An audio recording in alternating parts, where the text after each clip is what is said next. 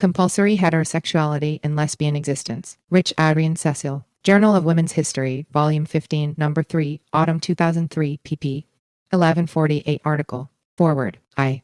Originally conceived and the context. Compulsory, in which we, heterosexuality, are now living. It was written in part to challenge the erasure of lesbian existence from so much of scholarly feminist literature, an erasure which I felt and feel to be not just anti-lesbian but anti-feminist in its consequences, and to distort the experience of heterosexual women as well. It was not written to widen divisions but to encourage heterosexual feminists to examine heterosexuality as a political institution which disempowers women, and to change it. I also hope that other lesbians would feel the depth and breadth of woman identification and woman bonding that has run like a continuous though stifled theme through the heterosexual experience, and that this would become increasingly a politically activating impulse, not simply a validation of personal lives. I wanted the essay to suggest new kinds of criticism, to incite new questions in classrooms and academic journals, and to sketch, at least, some bridge over the gap between lesbian and feminist. I wanted, at the very least, for feminists to find it less possible to read, write, or teach from a perspective of unexamined heterocentricity. Within the 3 years since I wrote Compulsory Heterosexuality, with this energy of hope and desire, the pressures to conform in a society increasingly conservative in mood have become more intense.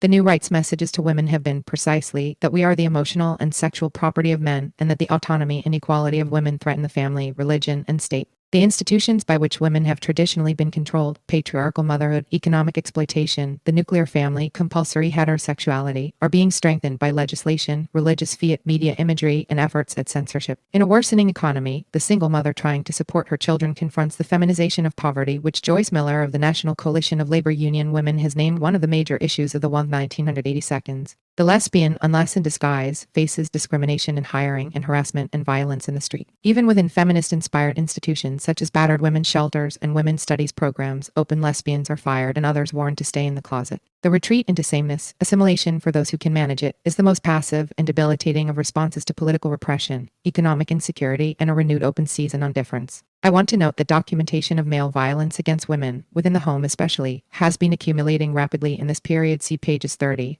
3141, Note 9.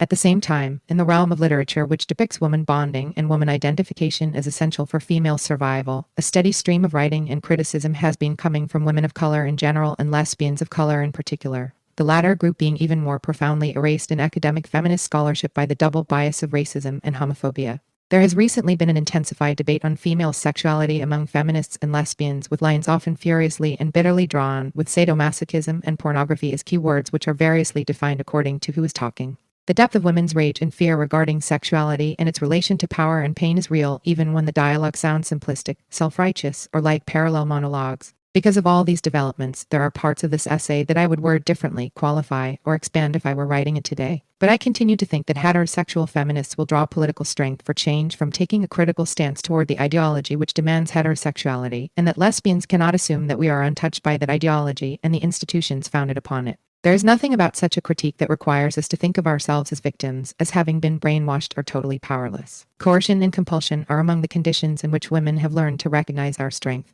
Resistance is a major theme in this essay and in the study of women's lives, if we know what we are looking for. Biologically, men have only one innate orientation, a sexual one that draws them to women, while women have two innate orientations, sexual toward men and reproductive toward their young. I was a woman terribly vulnerable, critical, using femaleness as a sort of standard or yardstick to measure and discard men. Yes, something like that. I was an Anna who invited defeat from men without ever being conscious of it. But I am conscious of it. And being conscious of it means I shall leave it all behind me and become, but what? I was stuck fast in an emotion common to women of our time that can turn them bitter or lesbian or solitary. Yes, that Anna during that time was. The bias of compulsory heterosexuality, through which lesbian experience is perceived on a scale ranging from deviant to abhorrent or simply rendered invisible, could be illustrated from many texts other than the two just preceding.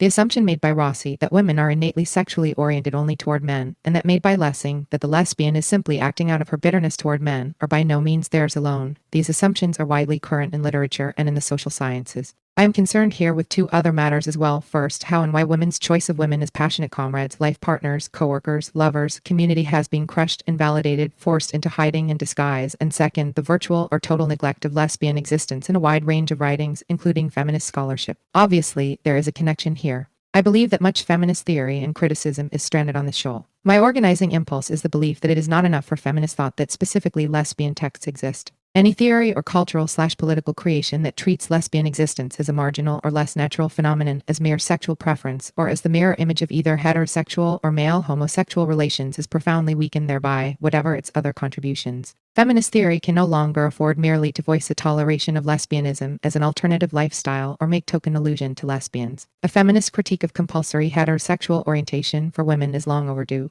In this exploratory paper, I shall try to show why. I will begin by way of examples, briefly discussing 4 books that have appeared in the last few years, written from different viewpoints and political orientations, but all presenting themselves and favorably reviewed as feminist. All take as a basic assumption that the social relations of the sexes are disordered and extremely problematic, if not disabling, for women. All seek paths toward change. I have learned more from some of these books than from others, but on this I am clear. Each one might have been more accurate, more powerful, more truly a force for change had the author dealt with lesbian existence as a reality and as a source of knowledge and power available to women, or with the institution of heterosexuality itself as a beachhead of male dominance. In none of them is the question ever raised as to whether, in a different context or other things being equal, women would choose heterosexual coupling in marriage. Heterosexuality is presumed the sexual preference of most women, either implicitly or explicitly. In none of these books, which concern themselves with mothering, sex roles, relationships, and societal prescriptions for women, is compulsory heterosexuality ever examined as an institution powerfully affecting these, or the idea of preference or innate orientation even indirectly questioned. In For Her Own Good, 150 Years of the Expert's Advice to Women by Barbara Ehrenreich in Der English, the author's superb pamphlets Witches, Midwives and Nurses, a history of women healers and complaints and disorders, the sexual politics of sickness are developed into a provocative and complex study. Their thesis in this book is that the advice given to American women by male health professionals, particularly in areas of marital sex, maternity, and child care, has echoed the dictates of the economic marketplace and the role capitalism has needed women to play in production and/or reproduction. Women have become the consumer victims of various cures, therapies, and normative judgments in different periods, including the prescription to middle-class women to embody and preserve the sacredness of the home, the scientific romanticization of the home itself. None of the experts' advice has been either particularly scientific or women-oriented. It has reflected male needs, male fantasies about women, and male interest in controlling women, particularly in the realms of sexuality and motherhood, fused with the requirements of industrial capitalism. So much of this book is so devastatingly informative and is written with such lucid feminist wit that I kept waiting as I read for the basic prescription against lesbianism to be examined. It never was. This can hardly be for lack of information. Jonathan Katz's Gay American History tells us that as early as 1656 the New Haven colony prescribed the death penalty for lesbians. Katz provides many suggestive and informative documents on the treatment or torture of lesbians by the medical profession in the 19th and 20th centuries.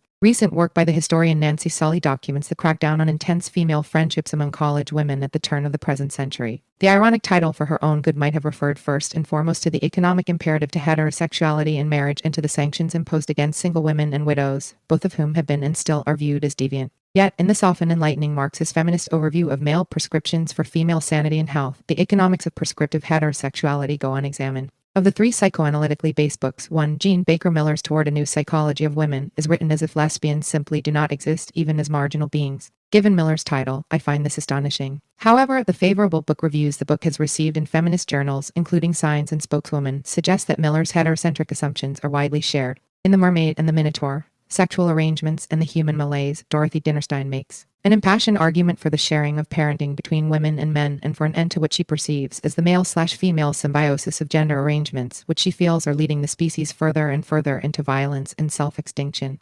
Apart from other problems that I have with this book, including her silence on the institutional and random terrorism men have practiced on women and children throughout history, and her obsession with psychology to the neglect of economic and other material realities that help to create psychological reality, I find Dinnerstein's view of the relations between women and men as a collaboration to keep history mad utterly ahistorical. She means by this a collaboration to perpetuate social relations which are hostile, exploitative, and destructive to life itself. She sees women and men as equal partners in the making of sexual arrangements, seemingly unaware of the repeated struggles of women to resist oppression their own and that of others and to change their condition.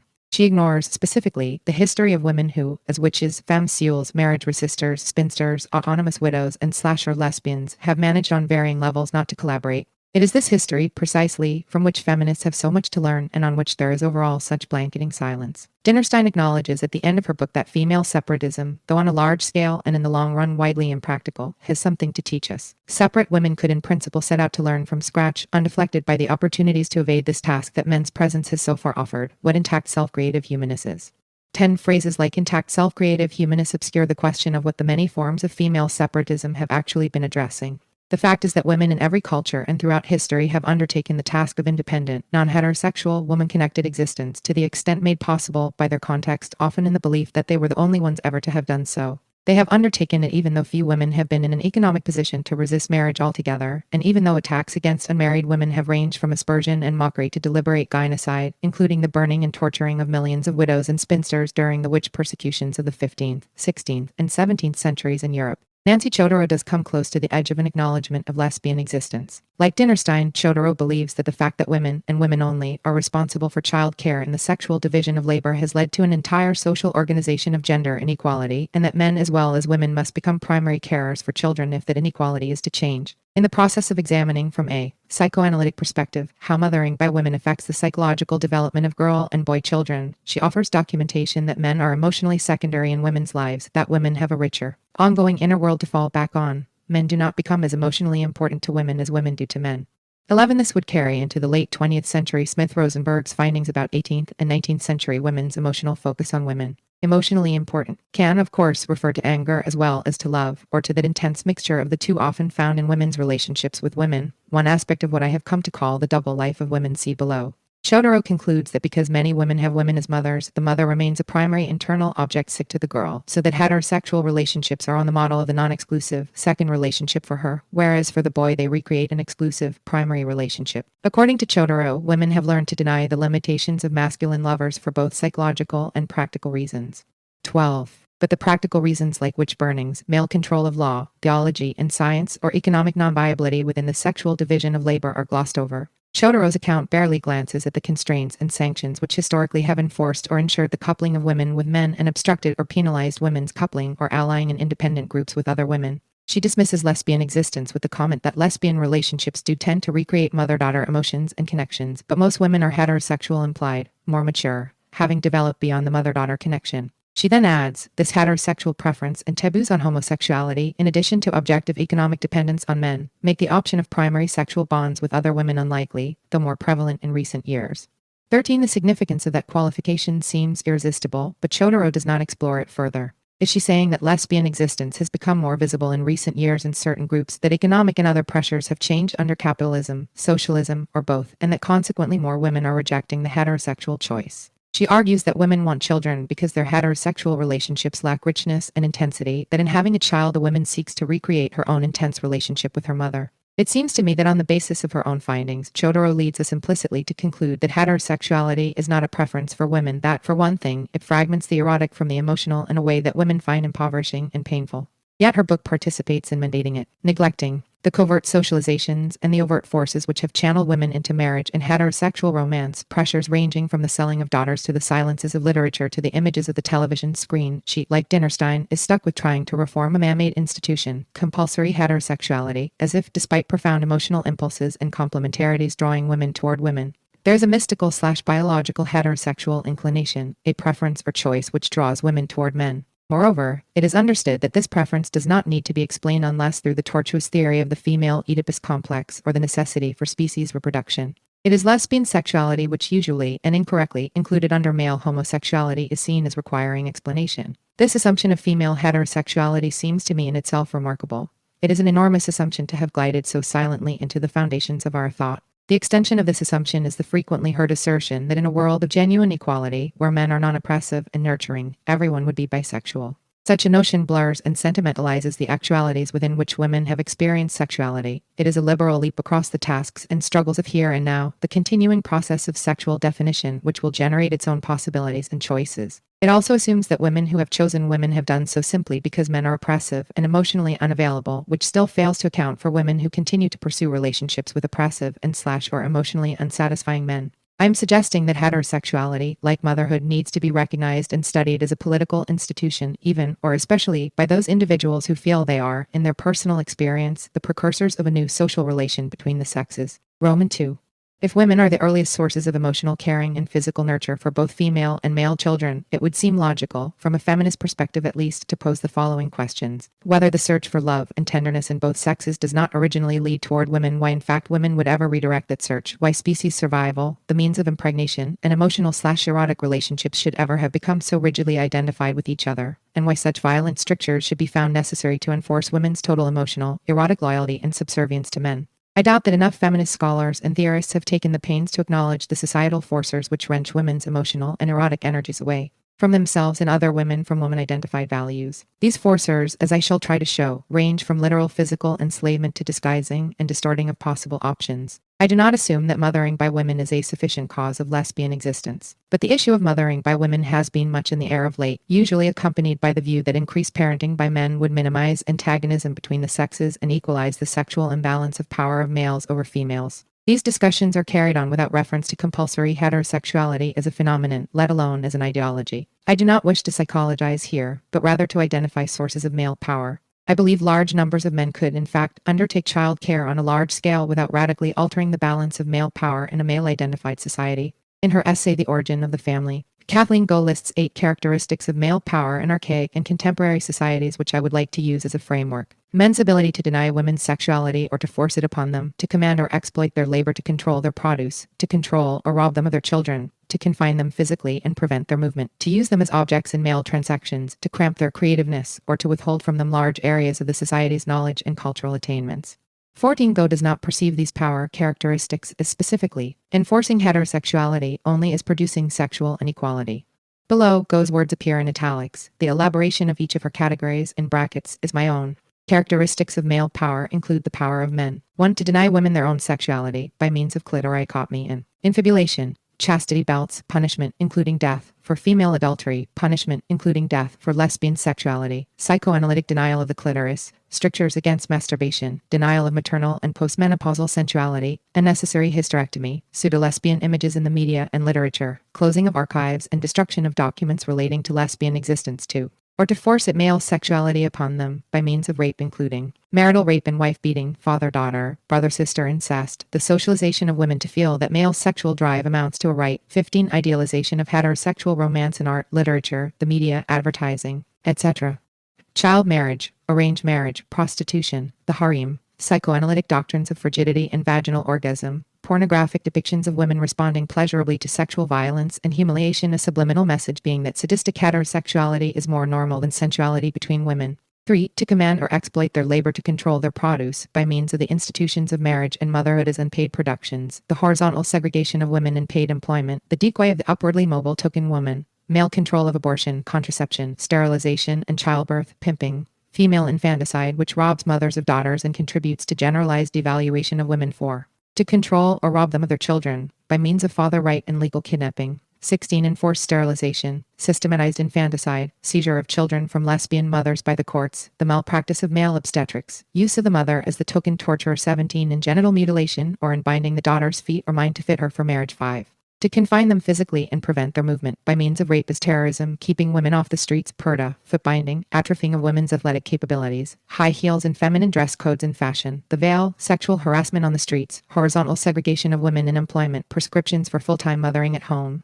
enforced economic dependence of wives. 6. To use them as objects in male transactions, use of women as gifts, bride price, pimping, arranged marriage, use of women as entertainers to facilitate male deals, for example, wife hostess, cocktail waitress required to dress for male sexual titillation, call girls, bunnies, geisha, kissing prostitutes, secretary. 7. To cramp their creativeness, witch persecutions as campaigns against midwives and female healers and as pogrom against independent, unassimilated women. 18. Definition of male pursuits as more valuable than female within any culture, so that cultural values become the embodiment of male subjectivity, restriction of female self-fulfillment to marriage and motherhood, sexual exploitation of women by male artists and teachers, the social and economic disruption of women's creative aspirations. 19. Erasure of female tradition. 28. To withhold from them large areas of the society's knowledge and cultural attainments by means of non-education of females, the great silence regarding women and particularly lesbian existence in history and culture. 21. Sex role tracking, which deflects women from science, technology, and other masculine pursuits. Male social/professional bonding, which excludes women. Discrimination against women in the professions.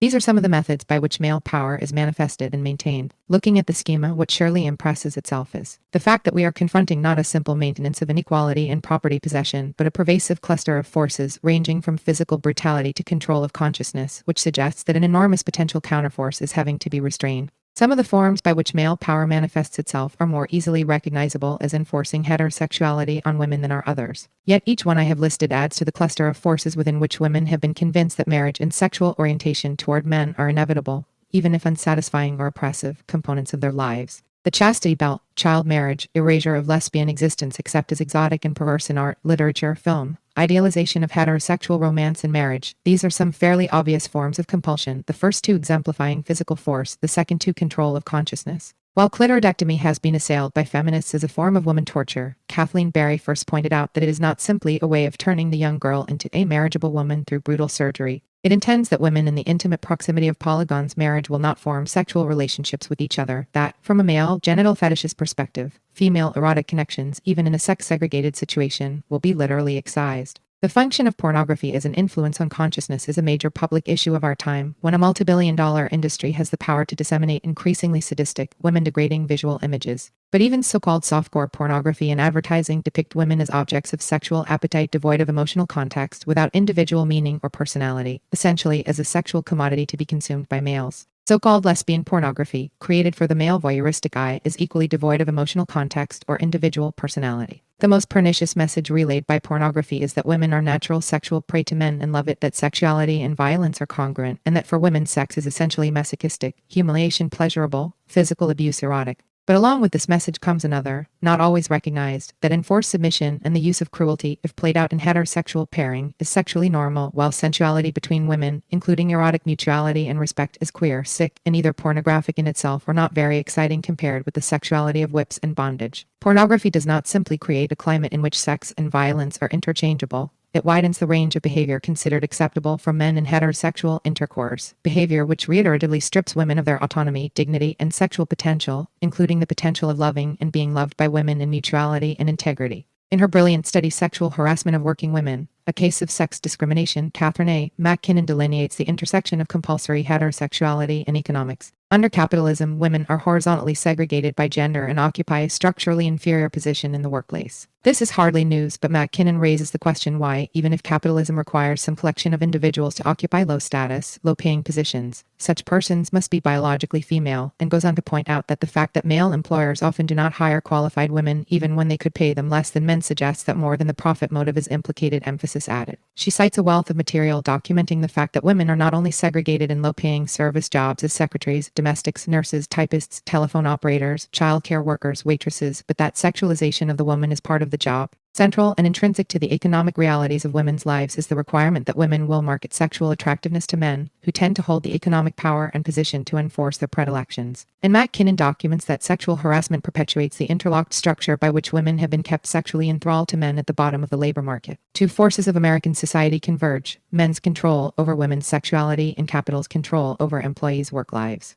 26. Thus, women in the workplace are at the mercy of sex as power in a vicious circle. Economically disadvantaged women, whether waitresses or professors, endure sexual harassment to keep their jobs and learn to behave in a complacently and ingratiatingly heterosexual manner because they discover this is their true qualification for employment, whatever the job description. And McKinnon notes, the woman who too decisively resists sexual overtures in the workplace is accused of being dried up and sexless, or lesbian. This raises a specific difference between the experiences of lesbians and homosexual men. A lesbian, closeted on her job because of heterosexual prejudice, is not simply forced into denying the truth of her outside relationships or private life. Her job depends on her pretending to be not merely heterosexual, but a heterosexual woman in terms of dressing and playing the feminine, deferential role required of real women. McKinnon raises radical questions as to the qualitative differences between sexual harassment, rape, and ordinary heterosexual intercourse. As one accused rapist put it, he hadn't used any more force than is usual for males during the preliminaries. She criticizes Susan Brownmiller for separating rape from the mainstream of daily life and for her unexamined premise that rape is violence, intercourse is sexuality, removing rape from the sexual sphere altogether. More crucially, she argues, That taking rape from the realm of the sexual, placing it in the realm of the violent, allows one to be against it without raising any questions about the extent to which the institution of heterosexuality has defined force as a normal part of the preliminaries. 28. Never is it asked whether, under conditions of male supremacy, the notion of consent has any meaning. 29. The fact is that the workplace, among other social institutions, is a place where women have learned to accept male violation of their psychic and physical boundaries as the price of survival, where women have been educated, no less than by romantic literature or by pornography, to perceive themselves as sexual prey. A woman seeking to escape such casual violations along with economic disadvantage may well turn to marriage as a form of hope for protection, while bringing into marriage neither social nor economic power, thus entering that institution also from a disadvantaged position. McKinnon finally asks, what if inequality is built into the social conceptions of male and female sexuality, of masculinity and femininity, of sexiness and heterosexual attractiveness? Incidents of sexual harassment suggest that male sexual desire itself may be aroused by female vulnerability. Men feel they can take advantage, so they want to, so they do. Examination of sexual harassment, precisely because the episodes appear commonplace, forces one to confront the fact that sexual intercourse normally occurs between economic as well as physical unequals. The apparent legal requirement that violations of women's sexuality appear out of the ordinary before they will be punished helps prevent women from defining the ordinary conditions of their own consent.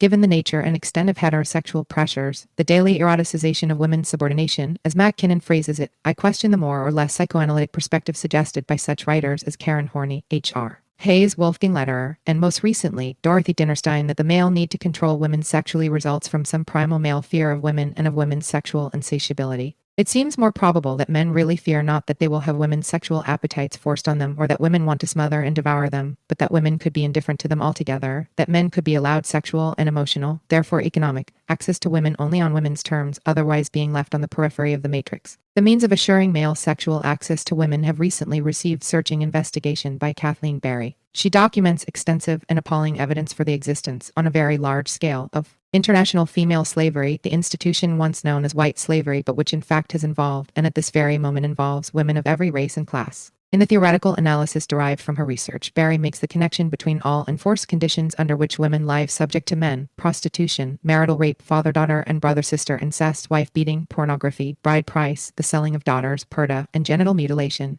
She sees the rape paradigm, where the victim of sexual assault is held responsible for her own victimization, as leading to the rationalization and acceptance of other forms of enslavement where the woman is presumed to have chosen her fate, to embrace it passively, or to have courted it perversely through rash or unchaste behavior. On the contrary, Barry maintains, female sexual slavery is present in all situations where women or girls cannot change the conditions of their existence, where regardless of how they got into those conditions, for example, social pressure, economic hardship, misplaced trust, or the longing for affection, they cannot get out, and where they are subject to sexual violence and exploitation. 33. She provides a spectrum of concrete examples, not only as to the existence of a widespread international traffic in women, but also as to how this operates, whether in the form of a Minnesota pipeline funneling blonde, blue-eyed Midwestern runaways to Times Square, or the purchasing of young women out of rural poverty in Latin America or Southeast Asia, or the providing of Mason's davantage for migrant workers in the 18th arrondissement of Paris. Instead of blaming the victim or trying to diagnose her presumed pathology, Barry turns her floodlight on the pathology of sex colonization itself, the ideology of cultural sadism represented by the pornography industry, and by the overall identification of women primarily as sexual beings whose responsibility is the sexual service of men. 34. Barry delineates what she names a sexual domination perspective through whose lens sexual abuse and terrorism of women by men has been rendered almost invisible by treating it as natural and inevitable. From its point of view, women are expendable as long as the sexual and emotional needs of the male can be satisfied. To replace this perspective of domination with a universal standard of basic freedom for women from gender-specific violence, from constraints on movement, and from male right of sexual and emotional access is the political purpose of her book. Like Mary Dollian-Ecology, Barry rejects structuralist and other cultural relativist rationalizations for sexual torture and anti-woman violence. In her opening chapter, she asks of her readers that they refuse all handy escapes into ignorance and denial. The only way we can come out of hiding, break through our paralyzing defenses, is to know it all, the full extent of sexual violence and domination of women. In facing directly, we can learn to chart our course out of this oppression, by envisioning and creating a world which will preclude sexual slavery. 35. Until we name the practice, give conceptual definition and form to it, illustrate its life over time and in space, those who are its most obvious victims will also not be able to name it or define their experience. But women are all, in different ways and to different degrees, its victims, and part of the problem with naming and conceptualizing female sexual slavery is, as Barry clearly sees, compulsory heterosexuality. Compulsory heterosexuality simplifies the task of procurer and pimp in worldwide prostitution rings and eros centers, while in the privacy of the home, it leads the daughter to accept incest/rape by her father, the mother to deny that it is happening, the battered wife to stay on with an abusive husband. Befriending or love is a major tactic of the procurer, whose job it is to turn the runaway or the confused young girl over to the pimp for seasoning. The ideology of heterosexual romance beamed at her from childhood out of fairy tales, television, films, advertising, popular songs, wedding pageantry is a tool ready to the procurer's hand, and one which he does not hesitate to use, as Barry documents. Early female indoctrination in love as an emotion may be largely a Western concept, but a more universal ideology concerns the primacy and controllability of the male sexual drive. This is one of many insights offered by Barry's work. As sexual power is learned by adolescent boys through the social experience of their sex drive, so do girls learn that the locus of sexual power is male. Given the importance placed on the male sex drive in the socialization of girls as well as boys, early adolescence is probably the first significant phase of male identification in a girl's life and development. As a young girl becomes aware of her own increasing sexual feelings, she turns away from her heretofore primary relationships with girlfriends. As they become secondary to her, recede in importance in her life, her own identity also assumes a secondary role and she grows into male identification. We still need to ask why some women never, even temporarily, turn away from heretofore primary relationships with other females. And why does male identification, the casting of one's social, political, and intellectual allegiances with men, exist among lifelong sexual lesbians? Barry's hypothesis throws us among new questions, but it clarifies the diversity of forms in which compulsory heterosexuality presents itself. In the mystique of the overpowering, all-conquering male sex drive, the penis with a life of its own, is rooted the law of male sex right to women, which justifies prostitution as a universal cultural assumption on the one hand, while defending sexual slavery within the family on the basis of family privacy and cultural uniqueness on the other. The adolescent male sex drive, which, as both young women and men are taught, once triggered cannot take responsibility for itself or take no for an answer, becomes, according to Barry, the norm and rationale for adult male sexual behavior, a condition of arrested sexual development. Women learn to accept as natural the inevitability of this drive because they receive it as dogma. Hence marital rape, hence the Japanese wife resignedly packing her husband's suitcase for a weekend in the kissing brothels of Taiwan. Hence the psychological as well as economic imbalance of power between husband and wife, male employer and female worker, father and daughter, male professor and female student. The effect of male identification means internalizing the values of the colonizer and actively participating in carrying out the colonization of oneself and one's sex. Male identification is the act whereby women place men above women, including themselves, in credibility, status, and importance in most situations, regardless of the comparative quality the women may bring to the situation. Interaction with women is seen as a lesser form of relating on every level. What deserves further exploration is the doublethink many women engage in and from which no woman is permanently and utterly free. However, woman-to-woman relationships, female support networks, a female and feminist value system are relied on and cherished, indoctrination and male credibility and status can still create synapses in thought, denials of feeling, wishful thinking, a profound sexual and intellectual confusion.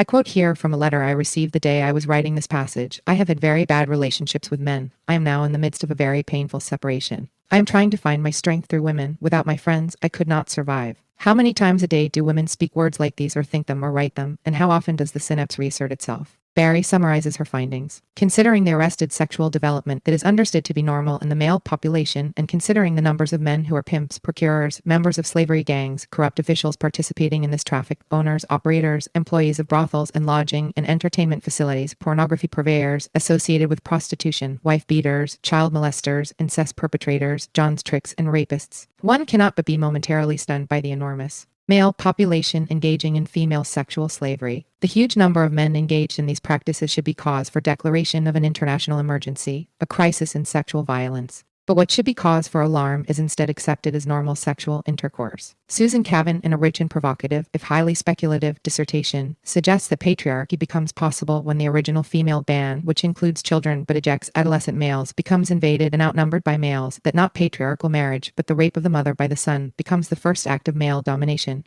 The entering wedge or leverage which allows this to happen is not just a simple change in sex ratios, it is also the mother-child bond, manipulated by adolescent males in order to remain within the matrix past the age of exclusion. Maternal affection is used to establish male right of sexual access, which, however, must ever after be held by force or through control of consciousness, since the original deep adult bonding is that of woman for woman. I find this hypothesis extremely suggestive, since one form of false consciousness which serves compulsory heterosexuality is the maintenance of a mother-son relationship between women and men, including the demand that women provide maternal solace, non-judgmental nurturing, and compassion for their harassers, rapists, and batterers, as well as for men who passively vampirize them. But whatever its origins, when we look hard and clearly at the extent and elaboration of measures designed to keep women within a male sexual purlieu, it becomes an inescapable question whether the issue feminists have to address is not simple gender inequality nor the domination of culture by males nor mere taboos against homosexuality, but the enforcement of heterosexuality for women as a means of assuring male right of physical, economic, and emotional access. One of the many means of enforcement is, of course, the rendering invisible of the lesbian possibility, an engulfed continent which rises fragmentally into view from time to time only to become submerged again. Feminist research and theory that contribute to lesbian invisibility or marginality are actually working against the liberation and empowerment of women as a group. The assumption that most women are innately heterosexual stands as a theoretical and political stumbling block for feminism. It remains a tenable assumption partly because lesbian existence has been written out of history or catalogued under disease, partly because it has been treated as exceptional rather than intrinsic, partly because to acknowledge that for women heterosexuality may not be a preference at all but something that has had to be imposed, managed, organized, propagandized, and maintained by force is an immense step to take if you consider yourself freely and innately heterosexual. Yet the failure to examine heterosexuality as an institution is like failing to admit that the economic system called capitalism or the caste system of racism is maintained by a variety of forces, including both physical violence and false consciousness. To take the step of questioning heterosexuality as a preference or choice for women, and to do the intellectual and emotional work that follows, will call for a special quality of courage in heterosexually identified feminists, but I think the rewards will be great: a freeing up of thinking, the exploring of new paths, the shattering of another great silence, new clarity in personal relationships. Roman 3. I have chosen to use the term lesbian existence and lesbian continuum because the word lesbianism has a clinical and limiting ring. Lesbian existence suggests both the fact of the historical presence of lesbians and our continuing creation of the meaning of that existence. I mean the term lesbian continuum to include a range, through each woman's life and throughout history, of women-identified experience, not simply the fact that a woman has had or consciously desired genital sexual experience with another woman. If we expand it to embrace many more forms of primary intensity between and among women, including the sharing of a rich inner life, the bonding against male tyranny, the giving and receiving of practical and political support, if we can also hear it in such associations as marriage resistance and the haggard behavior identified in Mary Dolly obsolete meanings, intractable, willful, wanton, and unchaste, a woman reluctant to yield to wooing, we begin to grasp breadths of female history and psychology which have lain out of reach as a consequence of limited, mostly clinical, definitions of lesbianism. Lesbian existence comprises both the breaking of a taboo and the rejection of a compulsory way of life. It is also a direct or indirect attack on male right of access to women.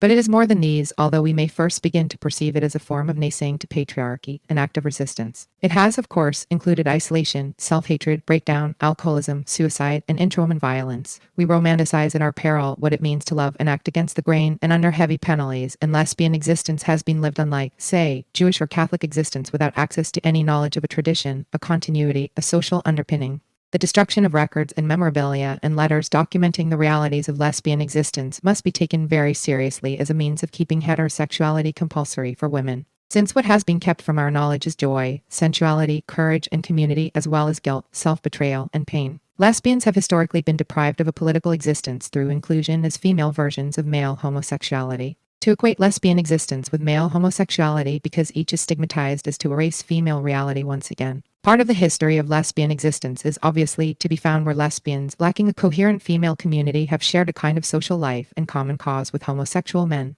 But there are differences: women's lack of economic and cultural privilege relative to men, qualitative differences in female and male relationships, for example, the patterns of anonymous sex among male homosexuals, and the pronounced ageism in male homosexual standards of sexual attractiveness. I perceive the lesbian experience as being, like motherhood, a profoundly female experience with particular oppressions, meanings, and potentialities we cannot comprehend as long as we simply bracket it with other sexually stigmatized existences. Just as the term parenting serves to conceal the particular and significant reality of being a parent who is actually a mother, the term gay may serve the purpose of blurring the very outlines we need to discern, which are of crucial value for feminism and for the freedom of women as a group. As the term lesbian has been held to limiting clinical associations in its patriarchal definition, female friendship and comradeship have been set apart from the erotic, this limiting the erotic itself. But as we deepen and broaden the range of what we define as lesbian existence, as we delineate a lesbian continuum, we begin to discover the erotic in female terms, as that which is unconfined to any single part of the body or solely to the body itself, as an energy not only diffused but, as Otter Lord has described it, omnipresent in the sharing of joy, whether physical, emotional, psychic, and in the sharing of work, is the empowering joy which makes us less willing to accept powerlessness, or those other supplied states of being which are not native to me, such as resignation, despair, self-effacement, depression, self-denial. 48. In another context, writing of women and work, I quoted the autobiographical passage in which the poet H.D. described how her friend Briar supported her in persisting with the visionary experience which was to shape her mature work. I knew that this experience, this writing on the wall before me, could not be shared with anyone except the girl who stood so bravely there beside me. This girl said without hesitation, "Go on." It was she really who had the detachment and integrity of the Pythoness of Delphi. But it was I, battered and dissociated, who was seeing the pictures and who was reading the writing or granted the inner vision. Or perhaps, in some sense, we were seeing it together, for without her, admittedly, I could not have gone on. If we consider the possibility that all women, from the infant suckling at her mother's breast to the grown woman experiencing orgasmic sensations while suckling her own child, perhaps recalling her mother's milk smell in her own, to two women like Virginia Woolf's Chloe and Olivia, who share a laboratory, to the woman dying at 90, touched and handled by women, exist on a lesbian continuum. We can see ourselves as moving in and out of this continuum, whether we identify ourselves as lesbian or not.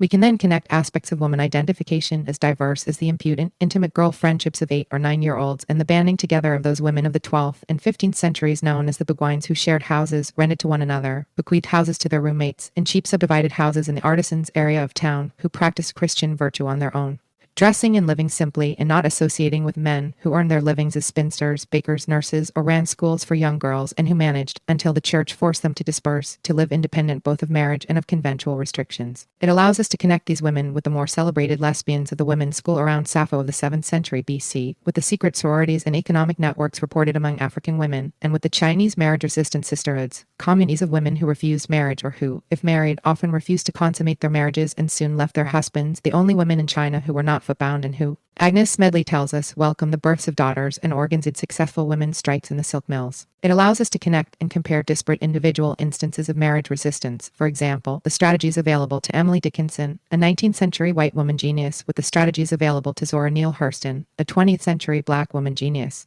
Dickinson never married, had tenuous intellectual friendships with men, lived self-convented in her genial father's house in Amherst, and wrote a lifetime of passionate letters to her sister-in-law Sue Gilbert and a smaller group of such letters to her friend Kate Scott Anthon.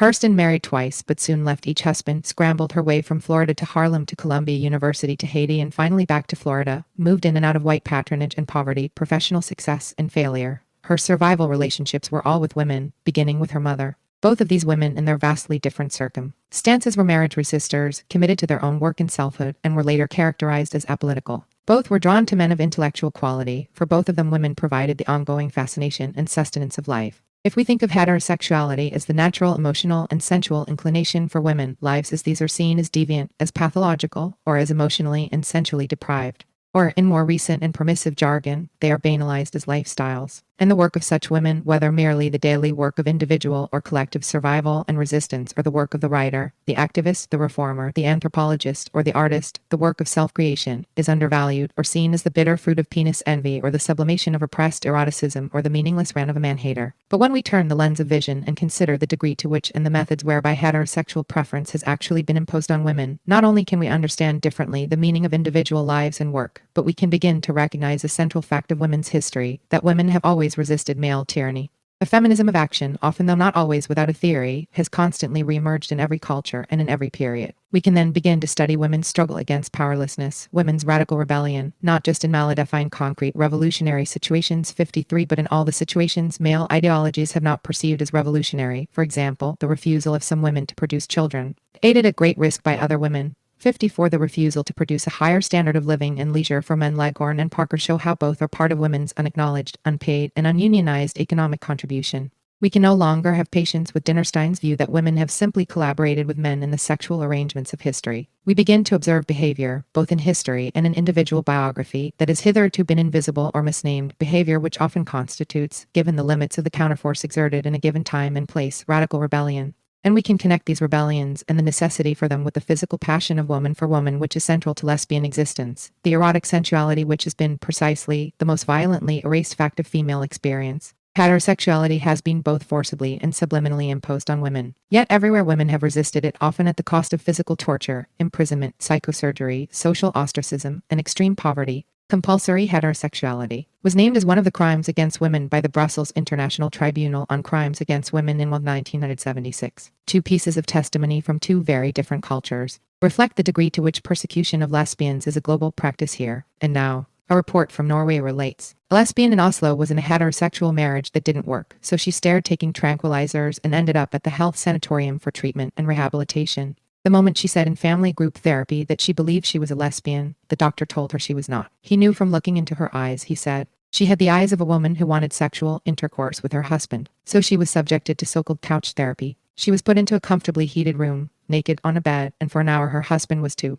try to excite her sexually. The ideal was that the touching was always to end with sexual intercourse. She felt stronger and stronger aversion. She threw up and sometimes ran out of the room to avoid this treatment. The more strongly she asserted that she was a lesbian, the more violent the forced heterosexual intercourse became. This treatment went on for about 6 months. She escaped from the hospital, but she was brought back. Again she escaped. She has not been there since. In the end she realized that she had been subjected to forcible rape for 6 months. And from Mozambique, I am condemned to a life of exile because I will not deny that I am a lesbian, that my primary commitments are, and will always be to other women. In the new Mozambique, lesbianism is considered a leftover from colonialism and decadent Western civilization. Lesbians are sent to rehabilitation camps to learn through self-criticism the correct line about themselves. If I am forced to denounce my own love for women, if I therefore denounce myself, I could go back to Mozambique and join forces in the exciting and hard struggle of rebuilding a nation, including the struggle for the emancipation of Mozambican women. As it is, I either risk the rehabilitation camps or remain in exile. Nor can it be assumed that women like those in Carol Smith Rosenberg's study, who married, stayed married, yet dwelt in a profoundly female emotional and passional world, preferred or chose heterosexuality. Women have married because it was necessary, in order to survive economically, in order to have children who would not suffer economic deprivation or social ostracism, in order to remain respectable, in order to do what was expected of women, because coming out of abnormal childhoods they wanted to feel normal, and because heterosexual romance has been represented as the great female adventure, duty, and fulfillment. We may faithfully or ambivalently have obeyed the institution, but our feelings and our sensuality have not been tamed or contained within it. There is no statistical documentation of the numbers of lesbians who have remained in heterosexual marriages for most of their lives. But in a letter to the early lesbian publication The Ladder, the playwright Lorraine Hansberry had this to say: I suspect that problem of the married woman who would prefer emotional physical relationships with other women is proportionally much higher than a similar statistic for men. A statistic surely no one will ever really have. This because of the estate of women being what it is. How could we ever begin to guess the numbers of women who are not prepared to risk a life alien to what they have been taught all their lives to believe was their natural destiny, and their only expectation for economic security? It seems to be that this is why the question has an immensity that it does not have for male homosexuals. A woman of strength and honesty may, if she chooses, sever her marriage and marry a new male mate, and society will be upset that the divorce rate is rising so, but there are few places in the United States, in any event, where she will be anything remotely akin to an outcast. Obviously this is not true for a woman who would end her marriage to take up life with another woman. This double life, this apparent acquiescence to an institution founded on male interest and prerogative, has been characteristic of female experience in motherhood and in many kinds of heterosexual behavior, including the rituals of courtship, the pretense of asexuality by the 19th century wife, the simulation of orgasm by the prostitute, the courtesan, the 20th century sexually liberated woman. Marital Lesueur's documentary novel of the Depression, The Girl, is arresting as a study of female double life. The protagonist, a waitress in a St. Paul working-class speakeasy, feels herself passionately attracted to the young man Butch, but her survival relationships are with Clara, an older waitress and prostitute, with Belle, whose husband owns the bar, and with Amelia, a union activist. For Clara and Belle and the unnamed protagonist, sex with men is in one sense an escape from the bedrock myths of daily life, a flare of intensity in the gray, relentless, often brutal web of day-to-day existence. It was like having a magnet pulling me. It was exciting and powerful and frightening. He was after me too, and when he found me I would run or be petrified, just standing in front of him like a zany. And he told me not to be wandering with Clara to the marigold where we dance with strangers. He said he would knock the shit out of me, which made me shake and tremble. But it was better than being a husk full of suffering and not knowing why. Throughout the novel the theme of double life emerges. Belle reminisces about her marriage to bootlegger Hoink. You know, when I had that black eye and said I hid it on the cupboard, well, he did it, the bastard, and then he says don't tell anybody. He's nuts, that's what he is, nuts, and I don't see why I live with him, why I put up with him a minute on this earth. But listen, kid, she said, I'm telling you something. She looked at me and her face was wonderful. She said, Jesus Christ, got him, I love him, that's why I'm hooked like this all my life. Got him, I love him. After the protagonist has her first sex with Butch, her women friends care for her bleeding, give her whiskey, and compare notes. My luck, the first time, and I got into trouble. He gave me a little money and I come to St. Paul where for $10 they'd stick a huge vet's needle into you and you start it and then you were on your own. I never had no child. I've just had Hoink to mother, and a hell of a child he is. Later they made me go back to Clara's room to lie down. Clara lay down beside me and put her arms around me and wanted me to tell her about it, but she wanted to tell about herself. She said she started it when she was 12 with a bunch of boys in an old shed. She said nobody had paid any attention to her before and she became very popular. They like it so much, she said, why shouldn't you give it to them and get presents and attention? I never cared anything for it and neither did my mama. but it's the only thing you got that's valuable. Sex is thus equated with attention from the male, who is charismatic though brutal, infantile, or unreliable. Yet it is the women who make life endurable for each other, give physical affection without causing pain, share, advise, and stick by each other. I am trying to find my strength through women. Without my friends, I could not survive. Lesueur's The Girl parallels Toni Morrison's remarkable Sula, another revelation of female double life. Nell was the one person who had wanted nothing from her, who had accepted all aspects of her. Nell was one of the reasons Sula had drifted back to Medallion. The men had merged into one large personality, the same language of love, the same entertainments of love, the same cooling of love. Whenever she introduced her private thoughts into their rubbings and goings, they hooded their eyes. They taught her nothing but love tricks, shared nothing but worry, gave nothing but money. She had been looking all along for a friend, and it took her a while to discover that a lover was not a comrade and could never be, for a woman. But Sula's last thought at the second of her death is, "Wait'll I tell Nell." And after Sula's death, Nell looks back on her own life. All that time, I thought I was missing Jude. And the loss pressed down on her chest and came up into her throat. "We was girls together," she said as though explaining something. "Oh Lord, Sula." She cried, "Girl, girl, girl, girl, girl."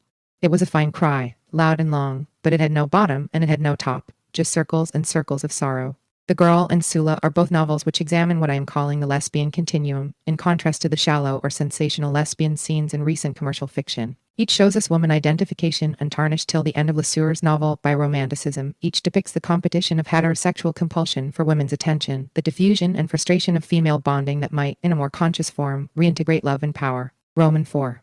Woman identification is a source of energy, a potential springhead of female power, curtailed and contained under the institution of heterosexuality. The denial of reality and invisibility to women's passion for women, women's choice of women as allies, life companions, and community, the forcing of such relationships into dissimulation, and their disintegration under intense pressure have meant an incalculable loss to the power of all women to change the social relations of the sexes, to liberate ourselves and each other. The lie of compulsory female heterosexuality today afflicts not just feminist scholarship, but every profession, every reference work, every curriculum, every organizing attempt, every relationship or conversation over which it hovers. It creates, specifically, a profound falseness, hypocrisy, and hysteria in the heterosexual dialogue, for every heterosexual relationship is lived in the queasy strobe light of that lie. However we choose to identify ourselves, however we find ourselves labeled, it flickers across and distorts our lives. The lie keeps numberless women psychologically trapped, trying to fit mind, spirit, and sexuality into a prescribed script because they cannot look beyond the parameters of the acceptable. It pulls on the energy of such women even as it drains the energy of closeted lesbians, the energy exhausted in the double life. The lesbian trapped in the closet, the woman imprisoned in prescriptive ideas of the normal share the pain of blocked options, broken connections, lost access to self-definition freely and powerfully assumed. The lie is many-layered. In Western tradition, one layer, the romantic, asserts that women are inevitably, even if rashly and tragically, drawn to men, that even when that attraction is suicidal, for example, Tristan and Isolde, Kate Chopin's The Awakening, it is still an organic imperative. In the tradition of the social sciences, it asserts that primary love between the sexes is normal, that women need men as social and economic protectors for adult sexuality and for psychological completion, that the heterosexually constituted family is the basic social unit, that women who do not attach their primary intensity to men must be, in functional terms, condemned to an even more devastating outsiderhood than their outsiderhood as women. Small wonder that lesbians are reported to be a more hidden population than male homosexuals. The black lesbian feminist critic Lorraine Bethel, writing on Zora Neale Hurston, remarks that for a black woman, already twice an outsider, to choose to assume still another hated identity is problematic indeed. Yet the lesbian continuum has been a lifeline for black women both in Africa and the United States. Black women have a long tradition of bonding together in a black/women's community that has been a source of vital survival information, psychic and emotional support for us. We have a distinct black women-identified folk culture based on our experiences as black women in this society, symbols, language, and modes of expression that are specific to the realities of our lives. Because black women were rarely among those blacks and females who gained access to literary and other acknowledged forms of artistic expression, this black-female bonding and black woman identification has often been hidden and unrecorded except in the individual lives of black women through our own memories of our particular black female tradition. Another layer of the lie is the frequently encountered implication that women turn to women out of hatred for men. Profound skepticism, caution, and righteous paranoia about men may indeed be part of any healthy woman's response to the misogyny of male-dominated culture, to the forms assumed by normal male sexuality, and to the failure even of sensitive or political men to perceive or find these troubling. Lesbian existence is also represented as mere refuge from male abuses rather than as an electric and empowering charge between women. One of the most frequently quoted literary passages on lesbian relationship is that in which Colette's Renée in The Vagabond describes the melancholy and touching image of two weak creatures who have perhaps found shelter in each other's arms, there to sleep and weep, save from man who is often cruel, and there to taste better than any pleasure, the bitter happiness of feeling themselves akin, frail and forgotten. Emphasis added. 65. Colette is often considered a lesbian writer. Her popular reputation has, I think, much to do with the fact that she writes about lesbian existence as if for a male audience. Her earliest lesbian novels, the Claudine series, were written under compulsion for her husband and published under both their names. At all events, except for her writings on her mother, Colette is a less reliable source on the lesbian continuum than I would think Charlotte Brontë, who understood that while women may, indeed must, be one another's allies, mentors, and comforters in the female struggle for survival, there is quite extraneous delight in each other's company and attraction to each other's minds and character, which attend a recognition of each other's strengths. By the same token, we can say that there is a nascent feminist political content in the act of choosing a woman lover or life partner in the face of institutionalized heterosexuality. But for lesbian existence to realize this political content in an ultimately liberating form, the erotic choice must deepen and expand into conscious woman identification, into lesbian feminism. The work that lies ahead of unearthing and describing what I call here lesbian existence is potentially liberating for all women. It is work that must assuredly move beyond the limits of white and middle-class Western women's studies to examine women's lives, work, and groupings within every racial, ethnic, and political structure.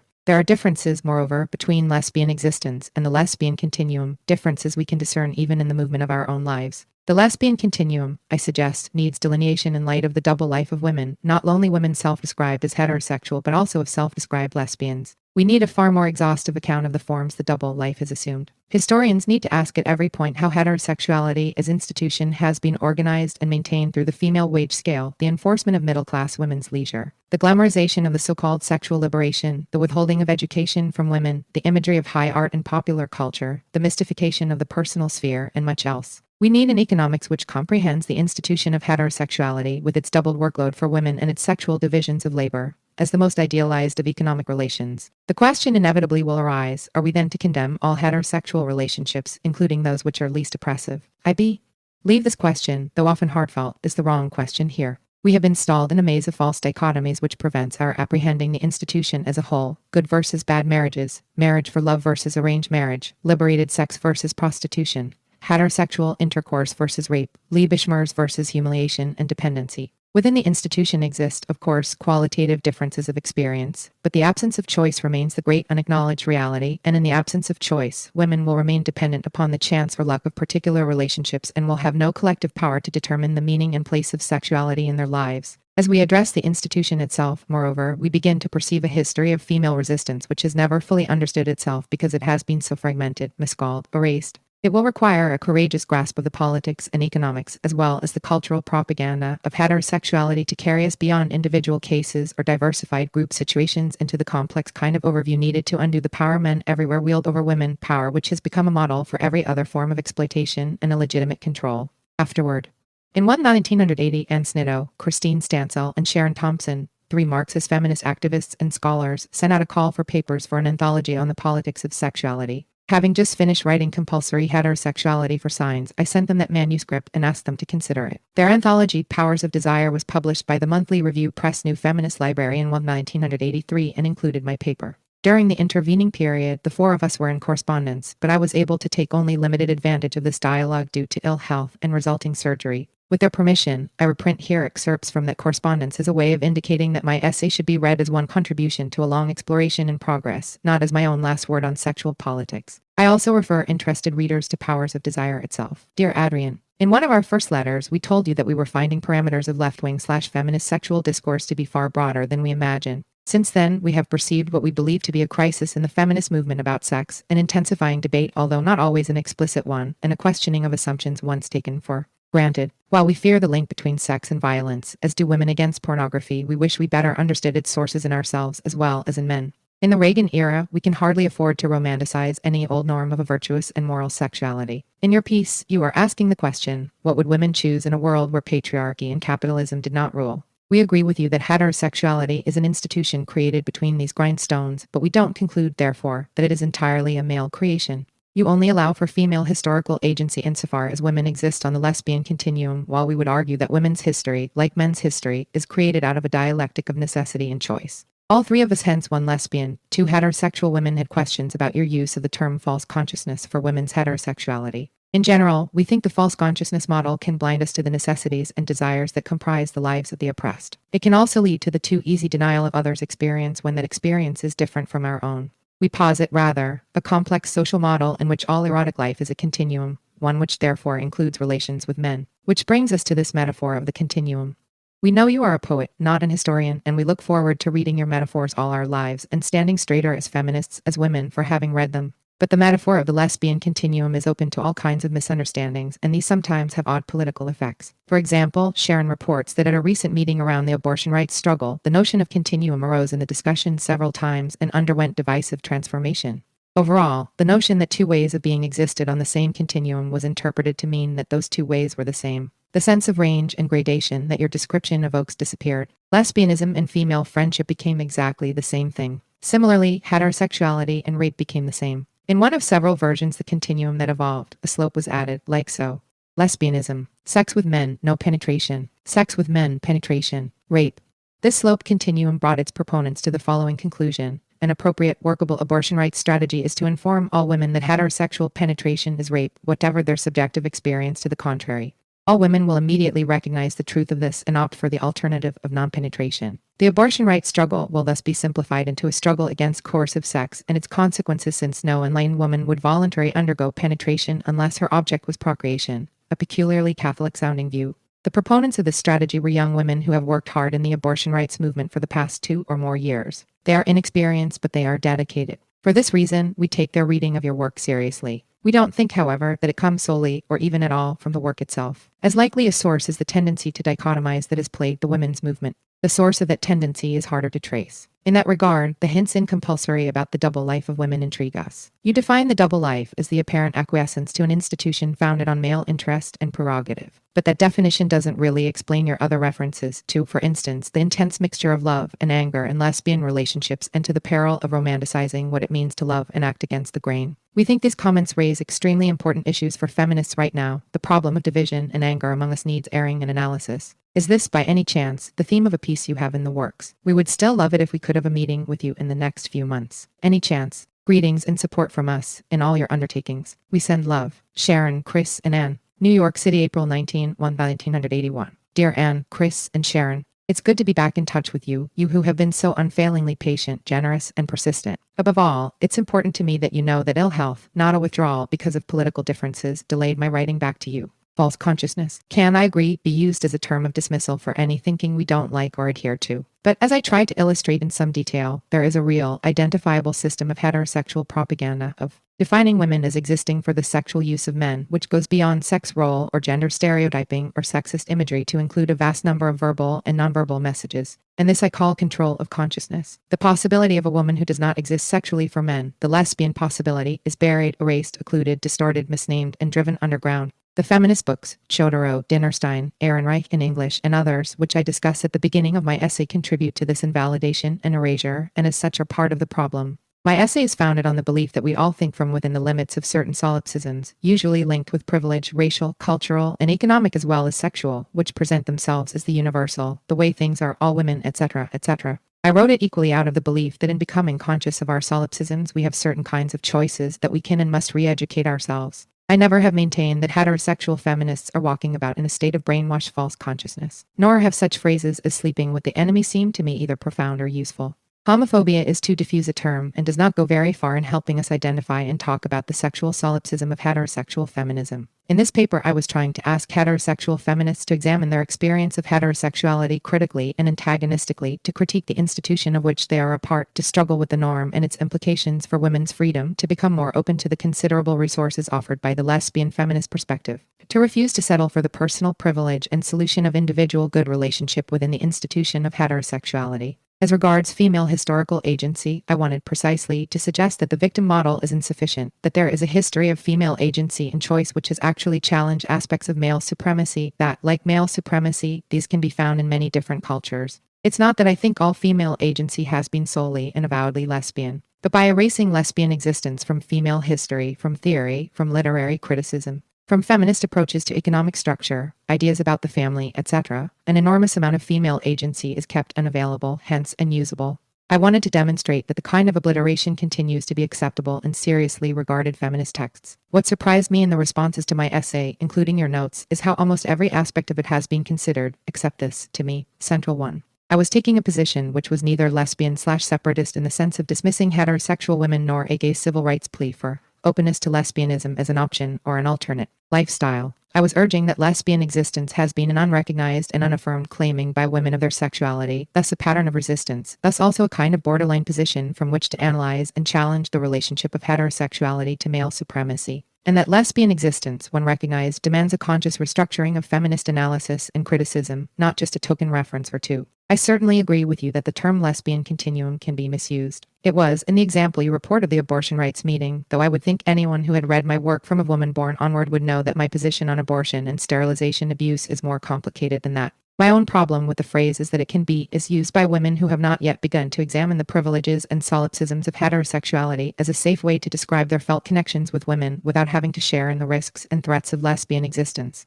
What I had thought to delineate rather complexly as a continuum has begun to sound more like lifestyle shopping. Lesbian continuum, the phrase, came from a desire to allow for the greatest possible variation of female-identified experience while paying a different kind of respect to lesbian existence, the traces and knowledge of women who have made their primary erotic and emotional choices for women.